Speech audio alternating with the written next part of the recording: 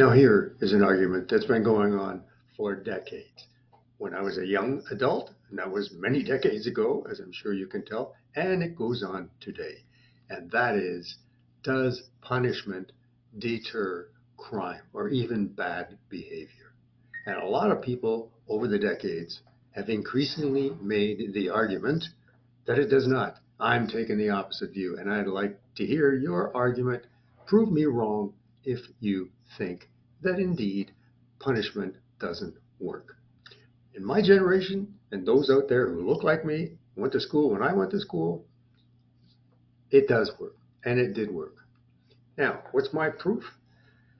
Back in the day, and I'm talking about public school, primary school, we did experience corporal punishment, the strap, some kind of physical punishment. And if you got it at school, you probably got it again when you got home.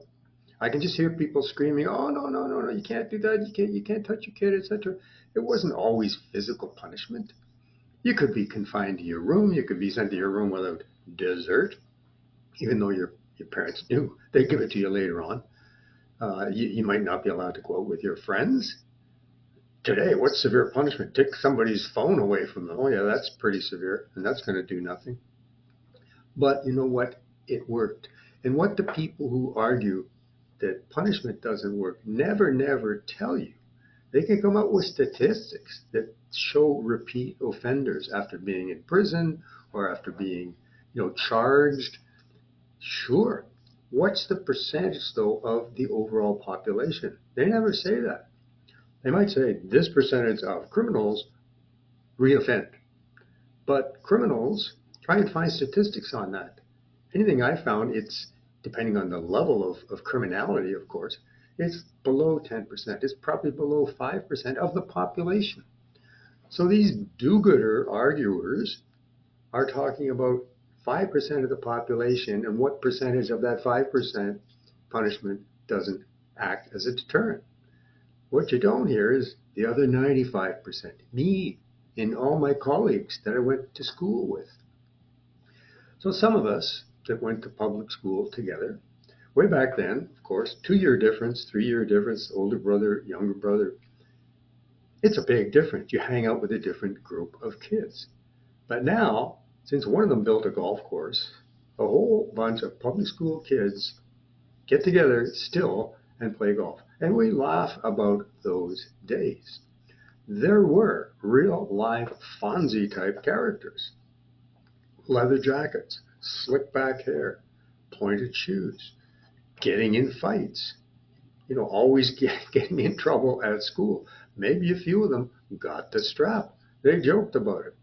I didn't. A few of my friends might have. We're not suffering for it. We laugh about it. But I'll tell you what the big difference is. It was a disincentive for most of it, most of us. And what's happened over the years, that disincentive has gradually gone away. We didn't tell our parents to FO. We didn't take them to court and sue them because they, didn't give us dinner one night or made us go to our rooms before we got our dinner. That just didn't happen.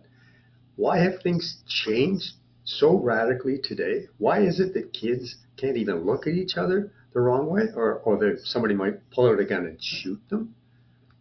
Boys, girls, it doesn't matter. The same thing happens.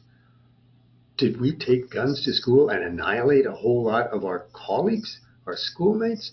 No. Why is criminal behavior so bad today? Why do people steal cars, get caught, and then go right back and do it again? It's not because punishment doesn't work. It's because they're not punished. There aren't enough prisons, especially in this country, I live in Canada, to hold them and keep them from repeat behavior. That's the difference between then and now. So punishment, my argument is, it's a far bigger disincentive for 95% of the population than it is ineffective for less than 5% of the population. So let's talk about the former. Let's emulate the former, not the latter. We could go out at night and play in safety. We could walk to school and back without any concern. You can't do that anymore. I'm retired now, but when I was going to work, I must say, I'd see school kids walking along the street while I'm on the way to work. Some of the girls, they look like two-bit hookers. They're going to public school or maybe early high school, showing just about everything they own. Guys had their pants down around their knees. There's no dress code. It was horrible to see. We had dress code. We couldn't even wear jeans. We weren't allowed to wear jeans when we went to high school. So you don't think that works? I do. And you know why? If I suffer some kind of horrible fate over the years, if I had, I lost my job, I lost a loved one, I lost my house, I'm desperate to provide food for my loved ones. Do I go out and get a gun, which is difficult to do in Canada, and plan the perfect bank robbery to solve my economic problem? No. Why? I don't want to be some real tough guy's playmate in the shower for the next 25 or 50 years. That's why. A disincentive. Do I roar down the highway in my car at 150 clicks when the speed limit is 100? No.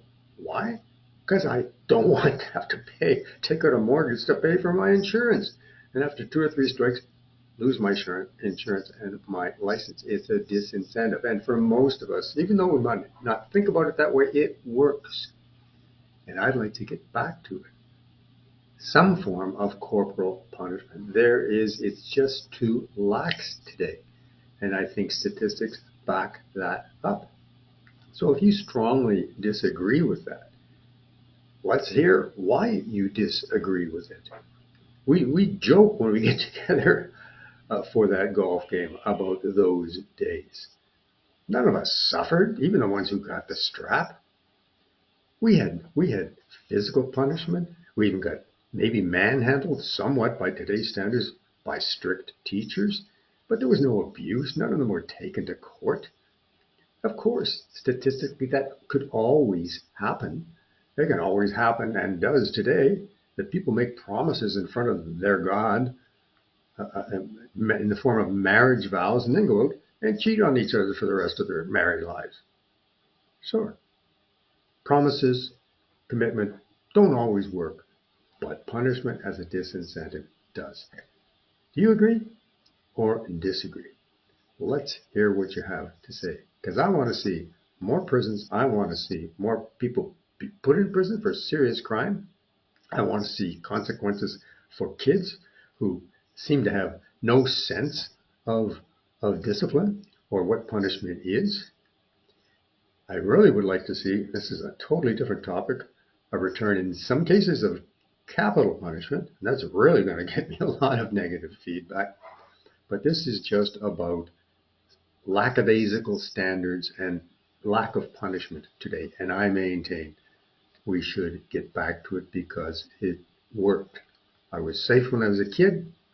I'm not safe today as an adult, and as kids, they're not safe either, even going to school. What's happened? You tell us what you think. And thanks for watching.